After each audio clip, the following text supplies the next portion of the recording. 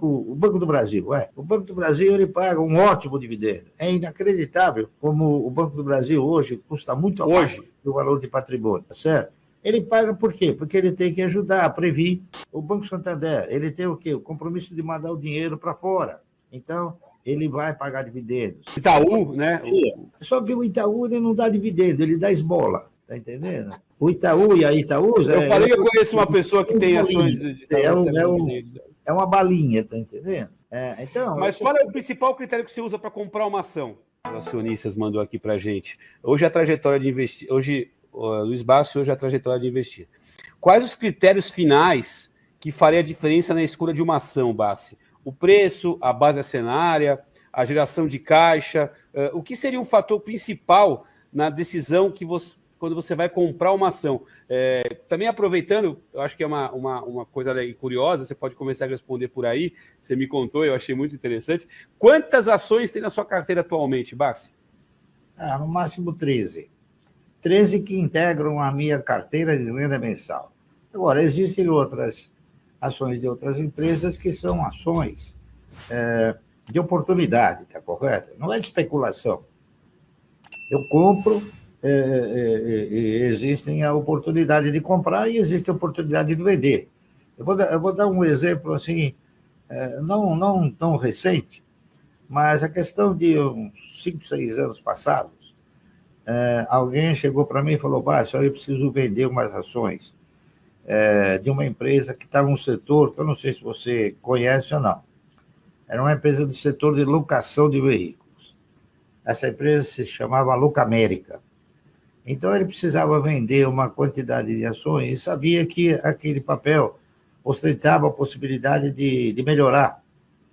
Ele falou para mim: olha, Bárcio, eu não quero vender para ninguém, eu quero vender para você, porque eu sei que você vai segurar o papel até o momento ideal. E eu acabei comprando as ações da Locamérica dele a R$ 2,80. Eu vendi essas ações a R$ 52. Né? E veja bem, a Locamérica, depois ela acabou se transformando, se unindo a Unidas, então ficou um portfólio locatício de veículos extraordinário. E você sabe que quando eu falei com o Luiz Fernando Porto, ele veio na corretora conversar comigo, porque eu havia comprado uma quantidade razoável de ações, e eu disse para ele o seguinte: olha, eu comprei essas ações porque eu ajudei um amigo que tem um fundo e ele precisou vender e queria vender para alguém que segurasse o papel, né? Então, eu não tenho vocação, porque eu não conheço o setor de locação, não tenho essa familiaridade. E ele me deu uma aula verdadeiramente produtiva, né? Da perspectiva que ele possuía, né? Com pesquisas, do progresso que poderia haver nesse setor de locação de veículos. Eu disse para ele: bom, mesmo com todas essas pesquisas que você enumerou, eu não compraria ações da Locamérica assim, de uma forma mais acentuada, porque a Locamérica ela não está no meu DNA, ela não paga dividendos, entendeu? Ele falou: não, Bárcio, eu a partir de agora eu vou pagar dividendo trimestralmente. E ele, até hoje, paga os dividendos trimestralmente. Chegou na conclusão que o caminho era esse. E hoje a Locamérica é uma das empresas que já se uniu com a Unidas, não é isso? Não sei se o CAD já resolveu aceitar essa fusão, mas é uma empresa que continua pagando dividendo, é uma empresa que mantém uma série de fundos constantemente investido na empresa. Por quê? Porque ela distribui alguma coisa. O que está no sentimento do indivíduo? O indivíduo que tem um determinado recurso, ele quer ganhar, a ansiedade dele, a vontade dele é de ganhar alguma coisa. Então, se você compra uma poupança, você tem o quê? Você tem a expectativa de ganhar um zero nada, tá entendendo? Mas mesmo sendo zero nada, você ganha alguma coisa, tá entendendo? Quando você compra uma ação, você precisa alimentar essa expectativa. E o empresário, ele tem que demonstrar essa condição de ter que pagar alguma coisa. Eu mesmo tenho feito gestões junto a algumas empresas das quais eu tenho ações, de tentar transformar os papéis de renda variável em papéis de renda fixa. Fazendo o quê? Programando remuneração, tá certo? Que sentimentalize o cidadão a ser o quê? A ser um acionista cativo. Por quê? Porque ele vai ficar na expectativa que vai receber. Tá entendendo? Existem empresas que fazem isso sistematicamente.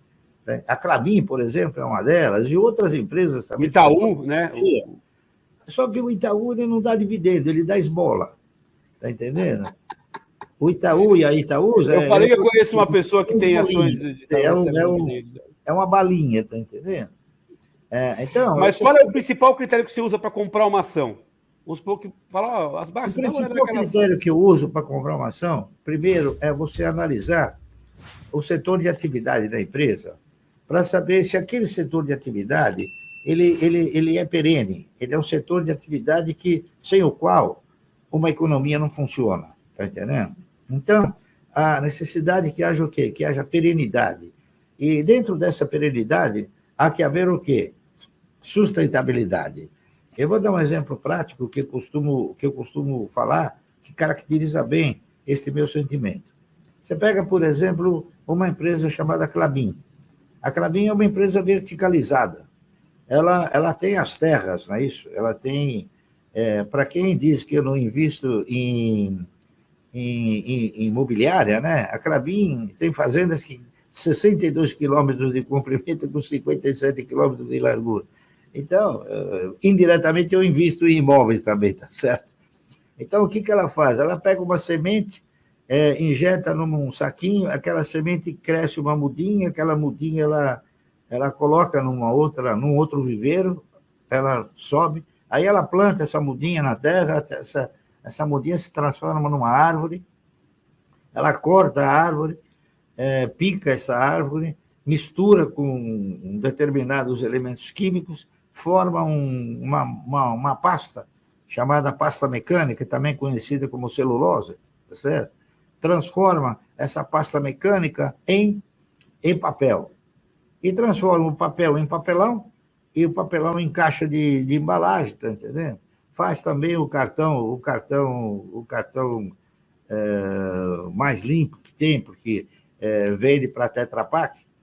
Então, o que acontece? É sustentável. Depois que cortou a árvore, ele pega outra vez o grãozinho e assim esse ciclo ele se repete.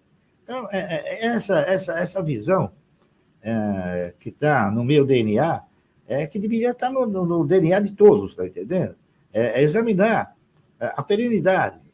Então, por exemplo, nenhum país vive sem energia elétrica hoje. Já viveu sem energia elétrica, não é isso? Mas hoje já não vive sem energia elétrica. Há 30 anos atrás, você vai conseguir um telefone da CBD, da CTB, Companhia Telefônica Brasileira, você pagava R$1 milhão e ficava esperando 20 anos, não é isso?